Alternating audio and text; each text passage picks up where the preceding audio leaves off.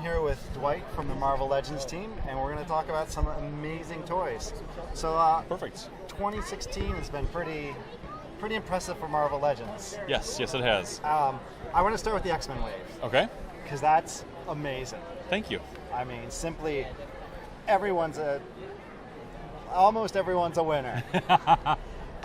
So, how much fun was it playing with the mutants again, after a nice little break? Oh, it was amazing. I love them more than anything. So, to finally at a place where we're doing X waves for mainline as opposed to exclusives or little bits and pieces here and there, it feels so good. It's like that the fans are out there supporting it as strongly as they are, and we're getting to do those characters. I honestly couldn't be happier. You should be happy. So which one did I fail on? I have to say Havoc's the weakest. Havoc's the weakest? He's just got nothing special, and it's not his most iconic look. Okay. Right, with the head thing that flops over in Marvel's universe, right? Yeah. Well, so you're right. I understand. You're right. I understand the perspective, but we just stayed away because we're always trying to balance whether we do something that has been done before versus try to find a new version when we do these new characters. And in Havoc's instance, we're like, the one that Toy Biz did, while it was a long time ago, was a pretty decent figure. Yeah. So we were like, let's try to, let's go for, the more modern. And you've seen the wave, I like to, I always like to mix modern and classic just to kind of hit, people of our age who read comics, maybe still today, but definitely 20 years ago versus the kids and the next generation, which is reading them now. So it's amazing how we were reading when we were 2. I know, right? Yeah, I wish. I think the gray in my beard would say that that's a lie. So who's your personal favorite out of that wave? Out of that wave, I have 2 favorites. Okay. I absolutely love the way Kitty Pryde turned out. Lockheed was amazing. Thank you. The way that you got Lockheed to sit on her shoulder without needing a peg or any external support, fantastic. Thank you. Yeah, Kitty, and I absolutely while it's not my favorite costume, I absolutely love Cable. I think that figure just looks totally badass and turned out so good. So I know that one's probably one of the most contentious ones in the wave as far as costume selections that we chose because, we didn't go with the traditional Liefeld-esque 6,000 pouches look. Well, but I appreciate that. A bigger gun would have been nice. A bigger gun, yes. Bigger gun, but otherwise Cable's spot on. Yeah. Kitty Pryde as you can tell, we ran out of tooling dollars by the time we got to his weapons. Well, yeah. Deadpool's accessories probably used up a bunch of them. Yes, Deadpool definitely had a lion's share of amazing, silly stuff for that wave. Yeah, I mean, that's winner after winner. Rogue, thank you. People are so nuts about that Rogue figure finally finding a way into a wave. Excellent. Phoenix has some good repaint opportunities. Yeah. I hope to see 2 of those. Something maybe redder? Maybe a little bit redder, maybe a little bit white. Yes. Those would be some fantastic. Also, her head looks great on the Kitty Pryde body. Yeah, thank you. That was a really great addition. That's another great feature of Kitty Pryde. Yes. Is that you get a fairly generic female X-Men body. Mm-hmm. You have to make some compromises on heights, but the heads look pretty. I did some swapping. Yeah, we went with a more modern Kitty where she was more grown up. We didn't do the Shadow Cat, the purple jumpsuit, the jumpsuit or the big puffy jacket. We wanted to go with a more updated look because we thought that look kind of paid a lot of homage to one of her earlier costumes. While she's a little bit taller and a little bit more adult now, we figured with her running the school, or at least she was at that time, we'd go with a little bit more, grown up Kitty. So that wave was winner all around. Thank you. I mean, absolutely loved opening that case up. So on a similar mutant, last year you had Sarn in a case as a mock-up of a Build-A-Figure. Yes. How did you take the reaction to that?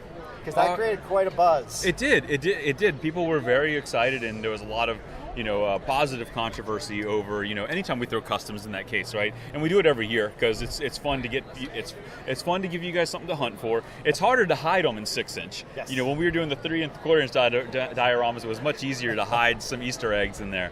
But we got a couple in there this year. And last year with the Sauron, it was very well received. We're always looking for the right spots, to find those, homes for those types of characters. Now that we're doing X characters, and we just obviously debuted Dazzler for the first figure for next year, maybe there'll be a chance to see those types of characters come to life. Yeah, so let's talk about Dazzler. Okay.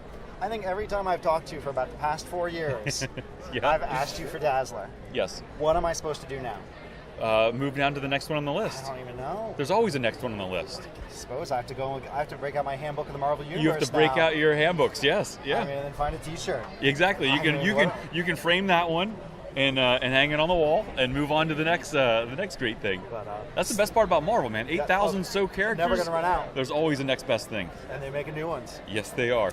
But on Dazzler, I want to start by thanking you. First of all, I almost wanted to give you a hug when I saw that picture. I was like, I accept hugs. All right, I might give you one. Hugs as payment is perfectly acceptable. All right, well, $20 for the figure will probably work too. That works just as well. Thank you very much for doing her classic, absolutely iconic look, and not doing the blue jumpsuit headband. Goes with long shot well. That was a big discussion point, with a character like Dazzler, who's been asked for she's been on fan polls on and off for 10 years, right? And with us not getting a chance to do a lot of X, it was very contentious going back and forth as to which look to do for Dazzler. But at the end of the day, while it's not her most iconic superhero costume, but it's who she is. She's a performer, and roller skates and a disco ball necklace and that big beautiful hair. And a great job on the accessory there as well. Oh, thanks. With different gradation and color. Oh, thanks. The accessories have been really nice in the X-Wave, but that one's just fantastic. That was just giving Tony a little bit of challenging him to have some fun and go the extra mile, and he came up with that color scheme, and I think it looks fantastic. I can't wait to see the rest of that X-Men wave. Well, just hang in a couple days and you'll see maybe a few more. I'm here till Sunday. All right. Maybe longer. I think we can make some of those dreams come true. I love having my dreams come true.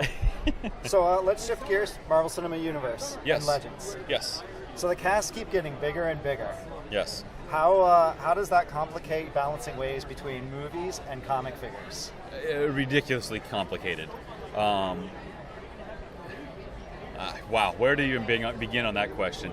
The MCU is huge, and it's ever growing and ever impressive, right? It's fantastic. It's terrific. And while we are children of comic books, because we didn't have those movies when we were growing up, those characters are going to be the default version of those for this generation's children and fans, right? Yep. So we definitely want to pay homage to that. We want to celebrate all sides. So it's there is not a formula. There's not each wave will have 2 movie or 3 movie and 6 classics. There is no set formula. It's a lot of discussions between our internal team. We want to make sure we get the right characters that our marketing team can really get behind to sell the excitement into all the sales force, because that's really because if we can't get everybody aligned on the excitement of the stuff, we don't do it. Yep. So we definitely have to have enough of those characters in there, and we want to make them because they're they're fantastic. Better, they're amazing renditions of the characters, right? Agreed. How they translate to the screen is perfect. So yeah, I agree. That's what the characters are to many people, to moms, to kids. Even me 3 or 4 years ago, I wasn't really into the MCU toys. Mm-hmm. I was still very classic. But now when I see what we've created and I look at it on a shelf, it's so good. I'm honestly just as excited to work on the movie MCU stuff as I am the classic stuff.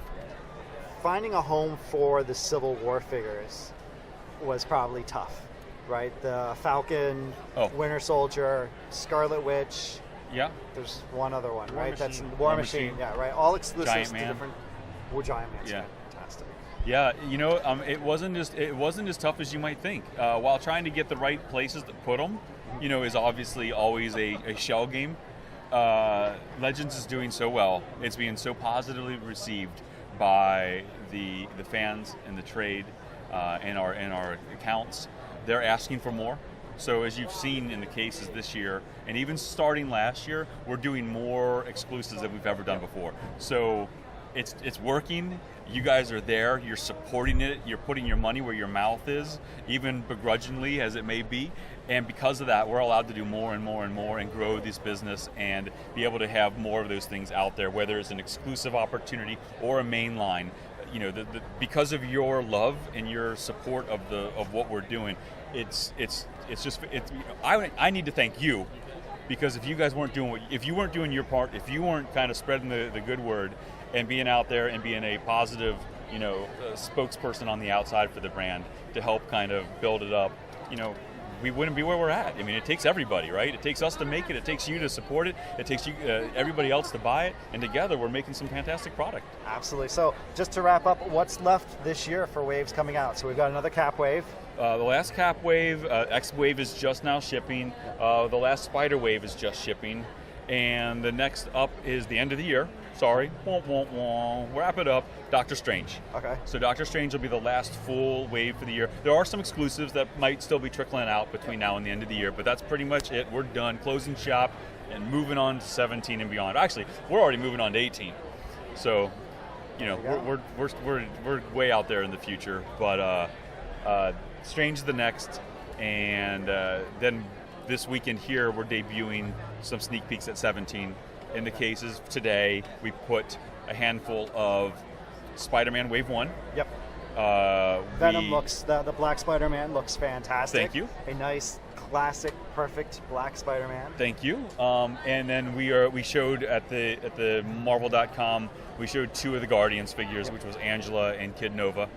So that's the first 2 figures of the upcoming Guardians of the Galaxy movie 2 waves. Those are the classic characters, aren't the movie characters, but that's what's coming next. And then we're back to the races. All right. Well, thank you very much for your time, Dwight. My pleasure as always. A pleasure. Yeah, great seeing you again. All right.